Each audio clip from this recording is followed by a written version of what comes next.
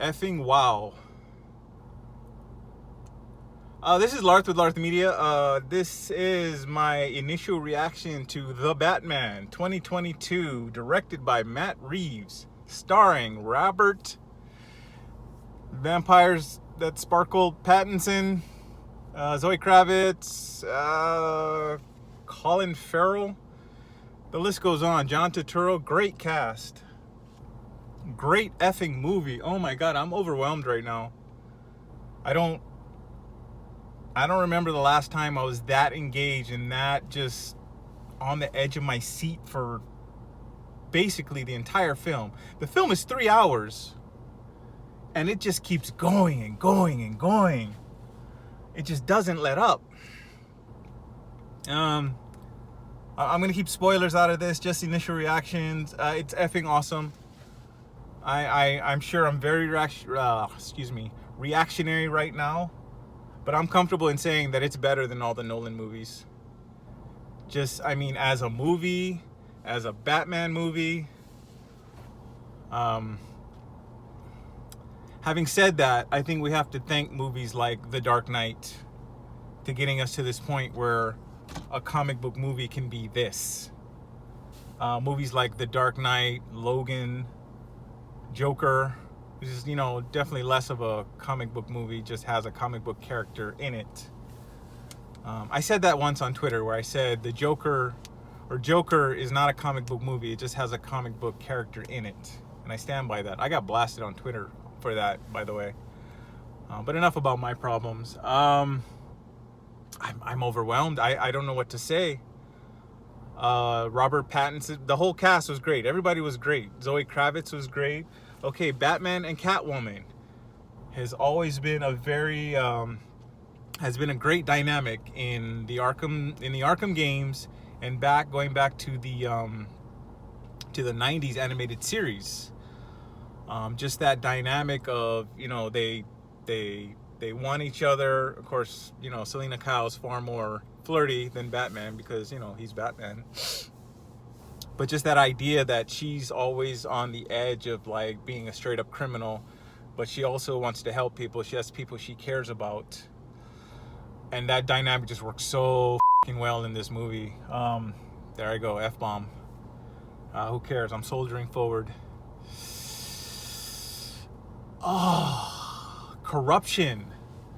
The theme, Batman's theme has always been corruption, as far as Gotham City being this, this cesspool of corruption, money, power, how power corrupts. And another theme that came up in that movie was we are all corruptible. I don't know how much is given up in the trailer. I'm going to avoid spoilers right now. But it basically puts forth the idea that any of us, even the good people, put in a difficult situation, we can all be corrupted. We can all make a mistake that can have repercussions for decades. Wow. Vengeance versus justice. I don't think he says justice at the end, but he definitely says vengeance is not the way. And that is his arc. That is his arc in this movie. Because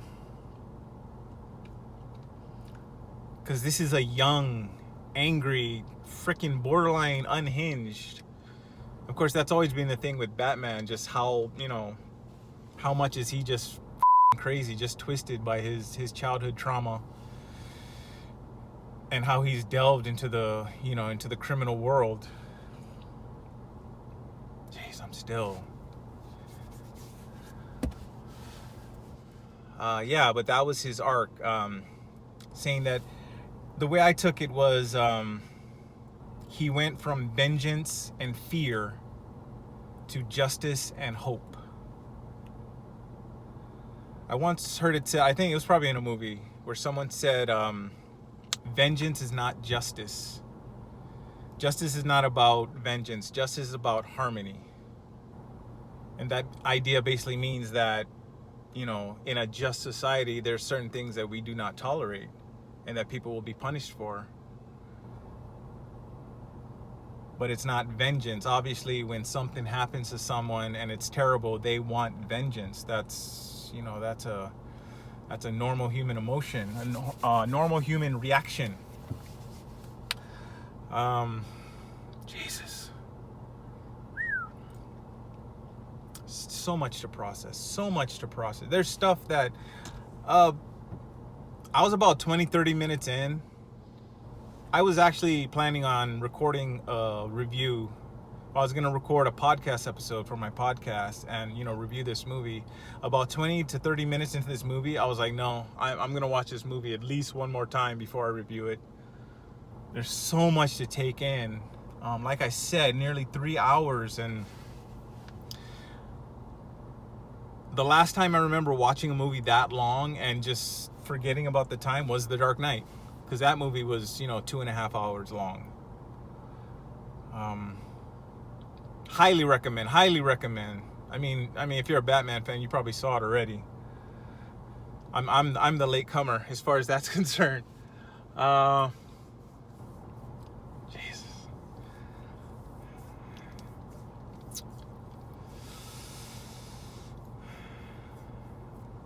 Yeah, Batman's struggling with the idea of, is he making a difference?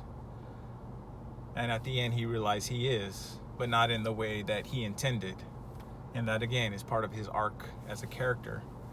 Batman as a character, there's an idea. Obviously, there's plenty going on with the Batman character, which is all standard to his story, Murdered parents, lifelong pursuit of vengeance and or justice. That's all standard stuff for Batman. But all the previous iterations of Batman, I love the Nolan movies. I absolutely love them. And that was a decent enough Batman. But this Batman is a character with layers, with angst. I mean, he's a young Batman. He hasn't polished off his. He's an unfinished product. He's not the professional Batman that we know in most stories. Jesus. Oh, that chase scene. There's a chase scene in the first act where I was like gripping my seat. It's shown in the trailer. Where Penguin, played by Colin Farrell, was great. I mean, he's wearing, prosthetic makeup and all of that. And his performance is great. You can't even tell that it's him. But it shows in the trailer, like, Penguin's driving away from him and there's an explosion. He's laughing like, I got you. And then the Batmobile just freaking flies through the flames and comes after him. The relentless pursuer that the Dark Knight is. Whew! So much going on. The Riddler, oh my God. Complex character. There's things in that movie where like they kind of hinted it, but they didn't exactly say it. And again, I don't want to say it because I don't want to spoil anything. I'm at some point I'm going to record a podcast episode and I'm going to go through this thing like in detail. Freaking podcast episode will probably be 3 hours long. Anyway, so that was about 10 minutes. That's not bad. I'm going to cut it off there. I don't know. There's so much I want to say, but if I don't stop myself, I'm going to talk forever. I'm currently sitting in my car at Regal, Dole Cannery, Regal Theaters. I'm in the parking garage, just getting my initial reaction. And I've told friends, like, obviously I have words. I'm speaking words right now, but I'm like, I have no words. I need time to process. I need to watch again and process again. Again, I'm very comfortable with saying that's better than all the Nolan movies, which essentially makes it better than it's the best Batman movie to date. Woo. Anyway, I'm gonna relax and try to enjoy my evening in process. This is Larth with LarthMedia. This has been my initial reaction to The Batman 2022. Effing awesome. Go see it, please, if you haven't seen it already. I don't know what it's doing at the box office, but I hope it's doing great. One thing about the box office, whenever the inevitable sequel comes around, which nowadays will probably be in 2 years, we'll see. I mean, that sequel is set up like The Dark Knight is set up to be like a huge blockbuster. I mean, I don't know if it'll take down Endgame, but if he makes a sequel anywhere as good as that one, or God forbid better, ooh, what an amazing time. Anyway, this is Larth with LarthMedia. I need to get the F out of here and enjoy the rest of my evening.